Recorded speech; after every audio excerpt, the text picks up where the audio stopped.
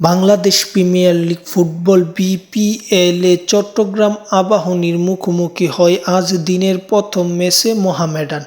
যেই ম্যাচটা অত্যন্ত সহজভাবে এবং বড় ব্যবধানে জিতেছে সাদা কালোরা।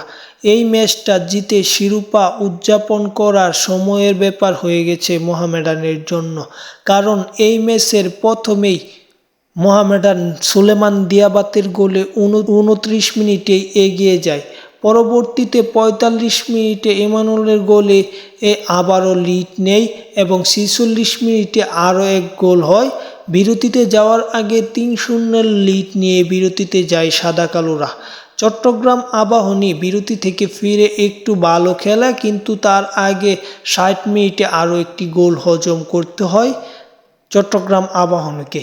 পরবর্তীতে 74 মিনিটে সুমনের গোলে সান্ত্বনার এক গোল শোধ করে চট্টগ্রাম আবাহনী এবং এই ম্যাচটি শেষ হওয়ার মাধ্যমে শিরোপা প্রায় নিজেদের পকেটেই পড়ছে মোহামেডান, কারণ পয়েন্ট টেবিল দেখলে তারা আছে শীর্ষে এবং বসুন্ধরা কিংস থেকে তাদের পয়েন্ট এখনও বেশি, বলতে 13 পয়েন্ট বেশি আছে তাদের।